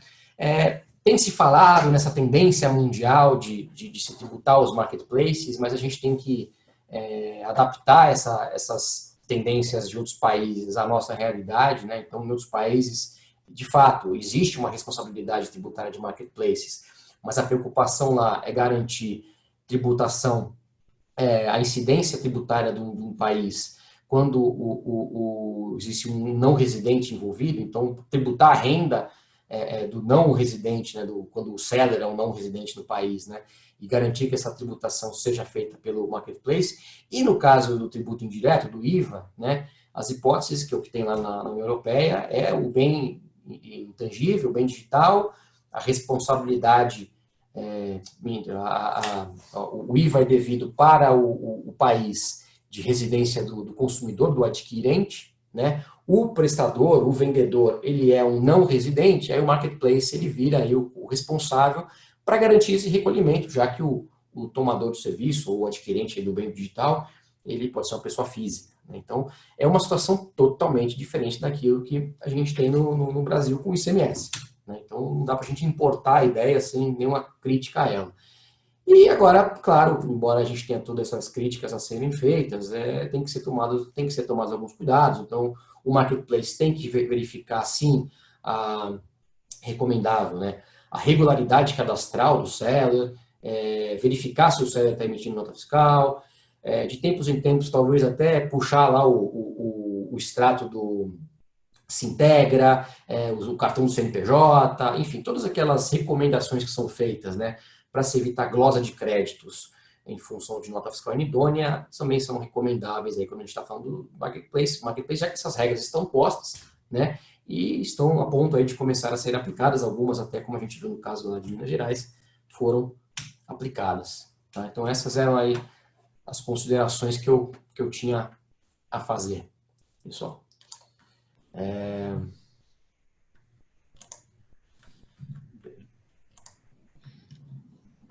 Bom, acho que João, você quer fazer um comentário? Sim, Maurício, até em complemento à sua apresentação, né? E aí eu acho que é um ponto que acho que vale para a reflexão de todos, os casos em que o marketplace não é contribuinte do ICMS, né? Porque nem todos os players são contribuintes, né? Então a gente vê essas legislações dos estados, mas eu penso, e aí eu coloco aqui um ponto para a gente discutir, até onde essas legislações estaduais elas são aplicáveis aos marketplaces não contribuintes, né? E aí um outro ponto, né, também nos casos em que um marketplace, e aí vamos imaginar uma operação, por exemplo, no Rio de Janeiro, né, até para simplificar, uma operação interna, né, em que o marketplace está estabelecido em São Paulo, né? Então, você imagina de que forma responsabilizar, né, por uma operação que ocorreu internamente no Rio de Janeiro, o marketplace de São Paulo, que inclusive pode até também não ser nem contribuinte em São Paulo e muito menos no Rio de Janeiro, né? Então, eu acho que são legislações até difíceis de operacionalizar, porque realmente é um cenário muito complexo, né? Sem dúvida, né? Toda a dificuldade operacional disso é tremenda, né? Eu acho que alguns estados, né, que já têm as leis, né, talvez ainda não saibam nem, porque muitos têm as leis, mas não regulamentaram ainda, né? Me parece que talvez eles tenham até dúvidas de como implementar tudo isso, né? Porque por tudo isso que você falou é uma dificuldade operacional tremenda, né? Então, me parece que realmente a gente tem que ver como é que onde isso vai parar, né? É, E vai ter uma judicialização disso, acho que inevitável, né? Porque realmente está colocando aí, isso é na contramão, né, né, das expectativas de mercado, né? É claro que a gente não pode, não é que a gente está aqui a favor do seller que não emite nota, que não paga imposto, não é isso, né? Só que existem meios para fiscalizar, né? Existem aí, aliás, o marketplace ele pode muito auxiliar na fiscalização das informações que ele presta. E acho que nesse ponto, impor ao marketplace um dever de informação, né, não me parece descabido, claro, desde que a informação seja, né, um formato razoável, um prazo razoável, algo razoável, não me parece que haja nenhum problema. Agora, daí a partir a cobrar o marketplace ICMS, acho que é um longo caminho, né? Claro que você queria comentar. No caso do Rio de Janeiro, né, que foi na contramão da legislação, por exemplo, de São Paulo, né, que é muito mais permissiva e contempla o que é a realidade do mercado. O Rio de Janeiro, recente, até se manifestou dizendo que, por meio da regulamentação da lei que foi criada aqui, que ela vai contra, né, o bom senso aí do mercado, que eles iam tentar dar uma corrigida através da regulamentação, o que por si só já está errado, né? Quer dizer, você legisla, você cria uma lei e vem o executivo para corrigir o legislativo através de decreto para fazer a regulação, né? E torcer o que está na lei, que já também não tem legalidade, né? Então, assim, a gente tem esse descompasso que aparece visível nesses casos hoje entre o executivo e o legislativo aqui no estado do Rio de Janeiro e que traz isso. Eu vi que tem até uma pergunta no chat falando sobre questões de obrigações acessórias, isso tudo. E, de fato, essa questão da responsabilização, na medida em que você passa a ter que assumir, em determinados casos, até a responsabilidade daquele tributo, como é que fica isso nas obrigações no FD, por exemplo, ICMS, né? Quer dizer, aquele tributo ele não condiz sequer com, por exemplo, marketplaces que não têm inscrição estadual, né? Como é que eu vou assumir a responsabilidade de um tributo, entregar um FD de algo que eu nem sou devedor, né? Por origem, né? Então, de fato, traz uma complicação e acaba que empurra, né, as operações para fora do Estado. É isso que acontece, foi o que aconteceu no Estado do Rio nos últimos 30 anos. Né? A gente tem esse descompasso da legislação com algumas operações. A Secretaria de Fazenda do Rio, ela é muito atenta e a gente tem bons regimes especiais, bom entendimento das argumentações que a gente tem, mas quando chega a parte legislativa, ela vem sempre na canela. Esse é o ponto. Então, não adianta o executivo ali estar alinhado só, né? A gente precisa que o legislativo se alinhe também. A gente tem algumas perguntas aqui no Q&A, né? A gente está com o tempo já aí estourando, mas algumas delas a gente já tratou, né? Então, tem aqui uma pergunta sobre uma pergunta do Israel, né? Eu vou omitir os sobrenomes aí para não expor todo mundo. A questão da responsabilidade dos marketplaces, né? Então, a gente, né, já colocou ali, né, o caminho para afastar a incidência do ICMS nesses casos, né? Aí, me parece que ou o marketplace judicializa a questão de uma forma preventiva, ou vai discutir isso, né? Vai acabar podendo sofrer alguma autuação e discutir isso administrativamente, depois levar para o judiciário, né? Não sei se existe aí um outro caminho. Ou a gente está falando do software, né? Do software, né? Ou a associação, né, levar a questão e impetrar uma ação direta de constitucionalidade para tentar suspender a legislação. A gente tem caso, a gente teve alguns casos aqui no Rio que a gente acompanhou, não só do ponto de vista de responsabilização do ICMS, mas do ponto de vista de fraude de softwares, cópias piratas que foram atribuídos aos marketplaces, tá? Então, assim, acaba que às vezes você conserta de um lado e tem um problema por outro, né? Então, os mecanismos antifraude são importantes, né, para que o marketplace se afaste da questão. No caso, por exemplo, software pirata é um problema, né? Marketplace que vende software de terceiros, né? Como é que você garante que aquilo ali é de fato um produto licenciado e tudo mais, né? Não sei qual a experiência de vocês, da Luciana e do João, com esse tipo de coisa, né? Porque eu imagino que é um desafio enorme, né? Para manter uma régua ali, né? De produtos originais, tudo que é licenciado, né? Como é que faz isso, né? Não, tem razão, claro que é um controle que realmente não está nas mãos dos marketplaces, né? E hoje, até expandindo um pouco o tema, né? A responsabilidade do marketplace hoje, ela é muito além da responsabilidade tributária que a gente está debatendo aqui, né? É recorrente a responsabilidade também dos grandes players com relação a questões consumeristas, né? Então, tudo está recaindo sobre o marketplace, né? Porque o marketplace, ele vende sua credibilidade, né?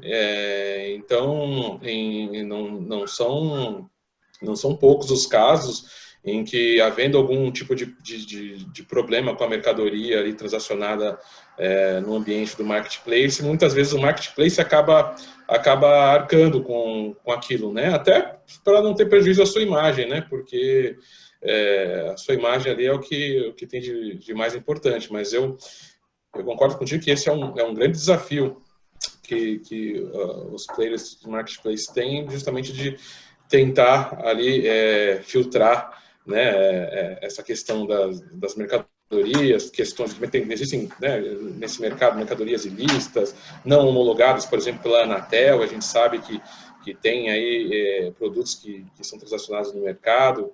Então, esse é um baita desafio e que realmente não está no controle dos marketplaces, nem tem como fazer isso. Então, acaba recaindo muito mais a penalidade e a responsabilidade. Deixa eu só fazer uma pergunta aqui para a Luciana, que é algo que a gente até conversou nos bastidores, acho que é interessante trazer aqui. Eu comentei um caso onde eu conheço um seller, né, que é um seller pequeno, e ele começou a jornada dele de colocar os produtos dentro das plataformas. Estou perguntando para a Luciana porque ela falou sobre a consultoria tributária e me chamou a atenção, né? Uhum.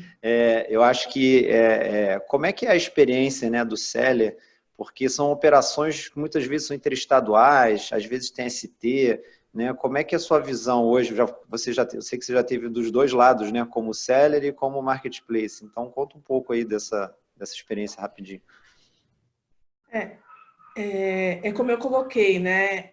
Você tem seller de todo porte. E é o que vocês acho que mencionaram em algum momento da apresentação, os grandes players têm RPs, enfim, toda uma complexidade sistêmica de adequação tributária, aí, olhando para todas as legislações, né? E aí a dificuldade do seller é isso, né?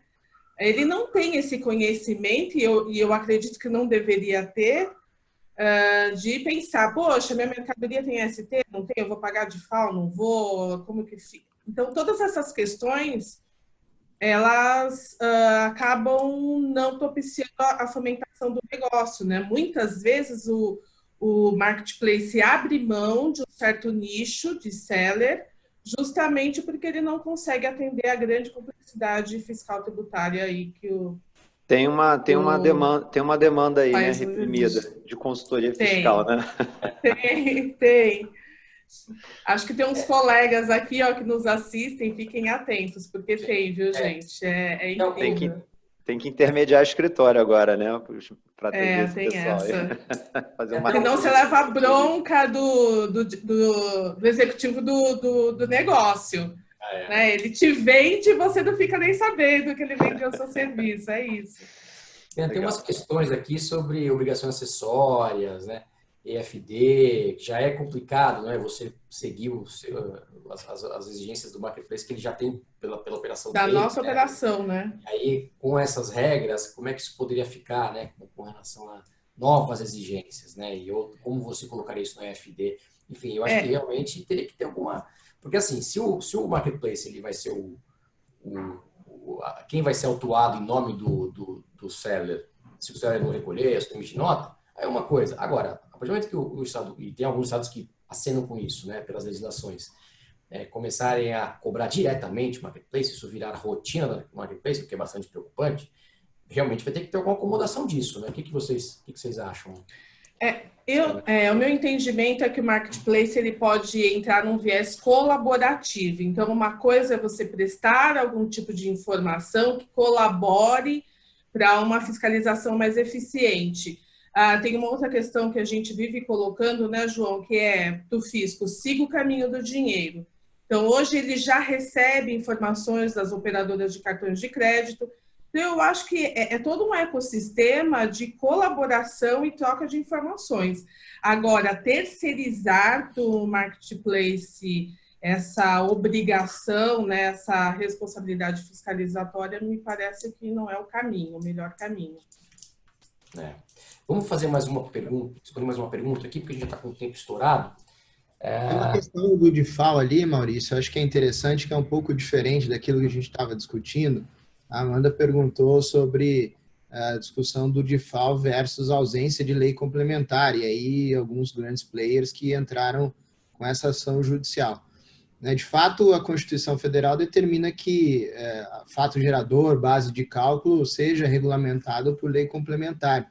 Tanto é que a gente tem vários exemplos, né? A Lei Complementar 87, a 116, o próprio CTN, que trata de vários fatos geradores e bases de cálculo de impostos, e a gente não tem aí para o diferencial de alíquota, que tem a sua previsão constitucional, mas não tem na Lei Complementar 87. Então, me parece que juridicamente, sim, é uma discussão possível, né, de se insurgir contra o diferencial de alíquotas, sempre acho que tomando cuidado aí, se vai se tratar no mandado de segurança, para evitar uma sucumbência, enfim, mas sob o viés jurídico de ter uma argumentação possível e plausível, me parece que faz sentido essa discussão.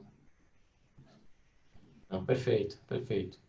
E aí, vamos fazer mais uma, então, só aqui, o Jaildon perguntou aqui, em alguns casos, a plataforma é de um player e o marketplace tem uma grande marca, mas o responsável pela gestão da plataforma e dos sellers é o proprietário da plataforma, né? Isso acontece mesmo. Como entendem que o fisco irá considerar o responsável, o contratante efetivo dos sellers ou a marca player vinculado ao marketplace? Quem quer responder essa aí? Parece que a legislação, tem legislação que fala, né, o detentor da plataforma, né, aquele que viabiliza, que tem a ferramenta, eu acho que até a legislação de São Paulo coloca alguma coisa nesse sentido, e tem legislação que fala do intermediário, né, que aí parece que seria o marketplace, mas assim, também o conceito de intermediação é bem amplo, né? Alguém quer comentar? E você tem aí também, saindo do aspecto tributário, entrando para o aspecto civil, teoria da aparência, né? Quem é que aquilo ali parece ser, né? O que aquilo parece ser? De quem é que parece ser? Né? Entrando lá no aspecto já do consumidor, que é quando a gente vê que essas confusões começam pela teoria da aparência, né? Sim. O que, para fins de tributação, é um pouco complicado. Para fins de tributação não se aplica, né? Embora o ICMS, em alguns casos, né, ele transborda aí a responsabilização para o terceiro interessado, né? Né? Então, E nos olhos do consumidor, muitas vezes, é aquela história do sujeito entra numa loja, numa grande loja de departamentos, uma grande loja, um grande varejista, e tem um quiosque lá da companhia de celular, só que você vai comprar da companhia de celular, né? Então, é até uma empresa que é muito grande também que está vendendo, né, o produto. Mas na cabeça do consumidor, ele entrou na loja, então ele vai reclamar com a loja, né? E o judiciário vai dizer que ele tem razão em reclamar com a loja, por causa da teoria da aparência. Agora, nesse meu exemplo, né, o estabelecimento está no meio do outro ali, né? Para fins tributários, você tem uma confusão. Agora, na internet, eu acho que é um pouco mais... Seria mais arrojado, né? Só a não ser que pegasse a tese lá do interesse comum, aquela história que a gente discutiu, né? Mas tem que tomar cuidado mesmo no marketplace nessas questões. Bom, pessoal, aqui eu tenho mais uma pergunta sobre a responsabilização em Minas Gerais. Isso aqui eu falei, tá? Na apresentação, tá? Então, o caso realmente que eu citei é de Minas Gerais. E aí tem uma pergunta aqui mais né, do ritualística aqui do nosso evento, né? Se a gente vai disponibilizar o PPT. Na verdade, a gente vai disponibilizar o evento, né? A gente vai depois subir aí no YouTube e vai estar disponibilizado tudo, tá? Então, vocês vão poder ter acesso aí para quem quer ver de novo ou quem não conseguiu ver tudo, tá bom? Gente, eu gostaria então que a Luciana e o João fizessem na condição aí de contribuintes, né, que vão sentir na pele aí tudo isso que a gente falou, né? Gostaria que eles fizessem aí, antes da gente encerrar, algumas considerações finais, né?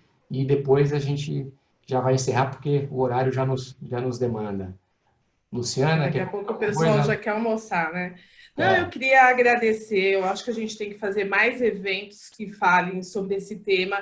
Esse tema é muito rico, né? Ele passa por todo um ecossistema. É a bola da vez, né? Cada vez mais, ainda mais num cenário que a gente vive atualmente. E vai haver modificação, né? Por conta do que a gente falou. Você tem que acompanhar o consumidor está tendo uma mudança, né, do local de trabalho para o residencial, isso vai ter uma importância fundamental nesse modelo. Eu acho que é isso, a discussão foi riquíssima, né? Eu não me atrevo a discutir as questões tributárias, eu aqui só compartilho das dores e da nossa vivência e um pouquinho da nossa experiência que a gente passou, mas é isso. Obrigada pelo convite, pela oportunidade e excelente apresentação de todos vocês. Acho que foi muito rica para nós. Agradecemos, Luciana. Obrigado, Luciana. João, quer comentar alguma coisa? Gente, muito obrigado pelo convite mais uma vez, né? Achei que a discussão foi alto nível, né? Temas aí que estão bem quentes, né? E é um tema muito dinâmico, que muda a todo momento, então é o tipo de evento que não dá para você deixar esfriar, porque daqui 3 meses, possivelmente, a gente tenha novos desdobramentos, novas discussões, e a gente vai evoluindo. Então, assim, em suma, agradeço muito aí o convite, né? A todos que nos prestigiaram também assistindo o webinar, né? E espero poder contribuir aí mais vezes com vocês aí com esse tipo de fórum, que é algo que faz parte do nosso dia a dia, é o nosso arroz com feijão. Legal. Claro que... Obrigado, João, aí, pela participação. Muito obrigado, Maurício. Obrigado, João. Elton. Bom, então, queria agradecer a todos aí, todas, né, os nossos palestrantes, debatedores, nossos convidados especiais em especial, a todo o público que foi com a gente. Bom, se está difícil agora, imagina quando começarem a imprimir todos os produtos em impressora 3D, né? Aí vamos ver como é. Tá bom, vocês dois já estão convidados aí para os nossos próximos eventos, tá? Então, obrigado pela participação novamente. Claro que, Elton, obrigado aí pela parceria, pelas excelentes exposições e uma boa tarde para todo mundo. Obrigado, pessoal.